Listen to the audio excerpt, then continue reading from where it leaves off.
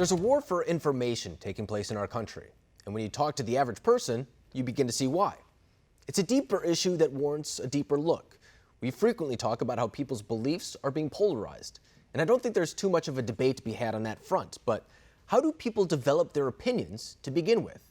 And does the information they consume make them more knowledgeable about the topic, or merely solidify their prior held stance? Here to help us better understand the issue is Will Witt, a content creator for Prager University. So Will, you recently went on the street and talked to real people about the latest Supreme Court battle. I want to show a quick clip from your video and then get your response on the other side. So let's take a look. Throughout the presidencies, American presidents have appointed or nominated 25 Supreme Court justices, and 21 of them have been actually confirmed by the Senate during election years. Okay. I didn't know that. Yeah. So it's not a new thing of like him trying to appoint someone during an election year. It's not a new thing. It's happened actually a lot of times. Is it that the media kind of portrays it that way? Because there you go. And that's like, I literally did not know that. So that's an example of you giving historical context to what's going on right now, and you were effective in not only educating that individual, but perhaps changing his mind as well. Do you think that's key when it comes to educating other people?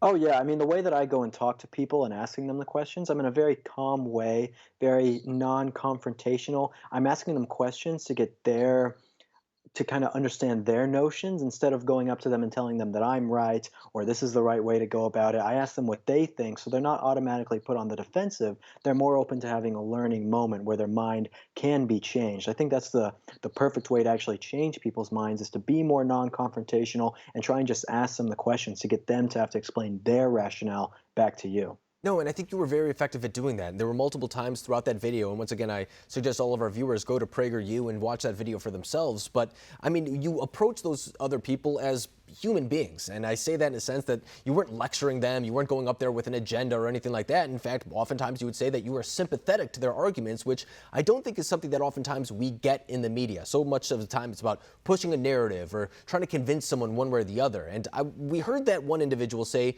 that they didn't know the historical context surrounding this latest debate when it comes to the Supreme Court. In fact, he himself said that perhaps the media is to blame for not providing him with that additional information. So I now want to play a clip from Chris Hayes of MSNBC, which could be an indicator of how the average person is perceiving this issue. Donald Trump's party wants to ram through this judge, and cement the majority for a generation, no matter who gets sick, whether in their own circle or in America at large. They will do whatever it takes, and they get prickly and petulant when you try to get them to be just a little bit responsible on even the most minor things. So Chris Hayes used language right there, ramming through a Supreme Court nominee. And I mean, him himself, he's a very accomplished journalist. He's very good at what he does. There's a reason why he has a primetime show on MSNBC. But do you think the narrative oftentimes starts at the top and then people are watching MSNBC, for example, and then they kind of carry that opinion with them without investigating the rest of the story? Do you think that's oftentimes the case? I think that is 99% of the time the case. And we as conservatives, we also have to be careful of that doesn't happen to us. But it's like I go out and interview these people or talk to them, and I don't make my videos to just expose people and say, oh, this person's stupid who I talk to. There are people who go out and make man on the street videos or interviews or debates and do that and just try and show the stupidity. I am exposing the brainwashing of these people. I'm trying to change their minds on these issues. Like this guy who we talked to in that video who you saw. I mean, at the end, he was so grateful for me coming up and talking to him. We did another one about police brutality, police issues, and the lady afterwards said, thank you so much for stopping me and talking to me about this, because no one else is telling me this information. It's not out there for them to just easily access, and it's really scary that so many people have these preconceived notions, and with just the smallest amount of probing by me, I'm able to change their minds. No, I think you're exactly right. And another thing that video didn't come with that oftentimes I do see from even those on the right is Will Witt destroys the argument or whatever it is. Will Witt demolishes this individual. It wasn't like that. I mean, the very point of your video, from what I saw, was to educate not only the people on the street who may not necessarily know what's going on, but the average voter as well. And I think that another thing that stood out to me is that there was so much more common ground. I mean, what stood to me in those that I just saw is that those in the media, they do have a business incentive to stoke divisions. I mean, it's good for ratings. It's how they make money. It's how people on social media get a lot of clout. But when I watched your video, I noticed that at the end of the day, people just wanted consistency and even just a basic moral compass from those that are in power. So I now want to show our viewers another exchange that you had that I think is a testament to that very idea. Let's take a look. Can't be like, oh, it's a Republican, so yeah, we can go ahead and nominate. Oh, it's a Democrat. No, we should allow the people to select. So Sounds like they both need to be more consistent then. Exactly, yes. Both parties have their own agendas, so yeah, so yeah. I can see why people wouldn't want someone to be rushed in right now, but I would say that the president is in his right to put someone in if he so chooses. Yeah, there's precedence for it, so I guess.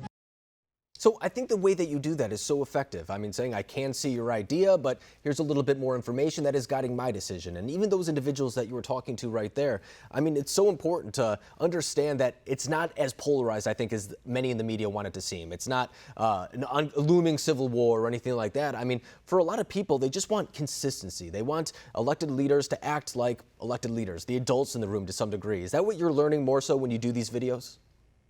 Oh, that's definitely true. And again, as conservatives, I mean, there's hypocrisy on our side. We have Republicans coming on and talking about we love free speech. We want everyone to come and be able to say what they think. And then they're taking money from Google and not standing up to people being censored, right? So it's like we're seeing these things happen. And the people who we're electing or putting forward as the voices of our community or the voices of who we want to represent us aren't actually representing us. And I think that the average person, I mean, you go to your university campus, you're on the bus, you're at work, most of these people aren't about to take up arms in some civil war between people, right? They just want to go home, have fun with their families, watch Netflix, have a good job that pays them enough money. And if they can just get the right information, the facts, they're totally content with that. So they just want transparency on both sides. They're not so concerned about trying to stoke this division that the media seems to be so caught up in. I think that's very well said because, I mean, I'll talk to some of our viewers all of the time, and they will show their frustrations with members of the Republican Party as well, especially when it comes to issues that they're told to vote on in an election year only to have then 4 years, for example, in office, or when it comes to the House or Senate, whatever it may be, to see those elected leaders not take up those issues. It almost feels like they're being taken advantage of to some degree sometimes, but I think that it really does come to exactly what you're saying right now, that as long as there's a moral compass of sort or just honesty between the people who were putting in power, who, by the way, make pretty good paychecks based on their votes, they want them to be just genuine. And I think that it's something that we don't necessarily see all the time because it's de-incentivized when it comes to media. Because it's interesting to me that you can have conversations with people who will tell you to your face what they actually think or what they want to hear. Yet when you talk about the conversations online, on social media, or on television, you don't see that dialogue that you had taking place. The most extreme example of this actually was with former ESPN anchor Keith Olbermann, who started his YouTube page with this monologue. I want to show a clip from his perspective when it came to this same issue. Trump can be and must be expunged. The hate he has triggered, the Pandora's box he has opened, they will not be so easily destroyed. So let us brace ourselves. The task is twofold. The terrorist Trump must be defeated, must be destroyed, must be devoured at the ballot box. And then he and his enablers and his supporters and his collaborators and the Mike Lees and the William Barrs and the Sean Hannitys and the Mike Pences and the Rudy Giulianis and the Kyle Rittenhouses and the Amy Coney Barretts must be prosecuted and convicted and removed from our society while we try to rebuild it and to rebuild the world Trump has nearly destroyed by turning it over to a virus.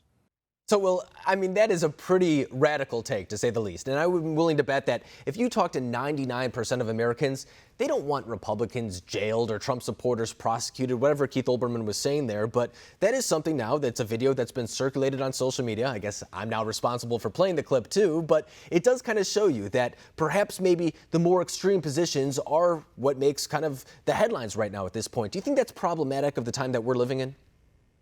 Yeah, well, first, I mean, that's definitely true. It goes with, again, both sides, conservatives and people on the left, where it's something that is very explosive or something that is really Salacious. On one side of the salacious on one side or the other gets, of course, the most amount of head time, the most amount of people want to see about that. But when it comes down to it, most people don't really want those bad things to happen. Again, they want to live out the American dream. They want to be able to spend time with their families. They don't want people jailed. They don't really care. And then again, when I go and talk to these people, they also don't even know all the facts.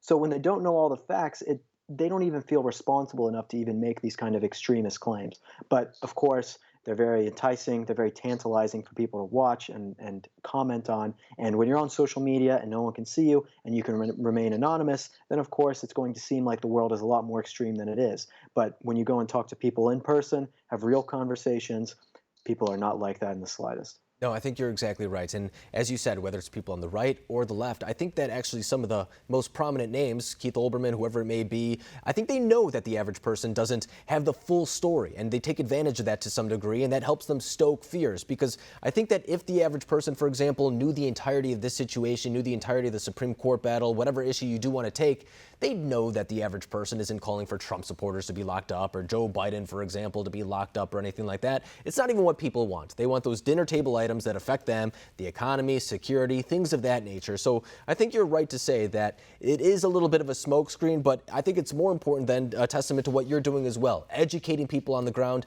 getting their input, and really finding out what the average American wants, because at the end of the day, those are the people that vote anyway. So I congratulate you on doing that. And once again, all of our viewers, they could go to Prager University to look at more of the stuff that Will's putting out there. Will Witt, I really appreciate you coming on the program tonight. Thank you. Thanks, man. Appreciate being on.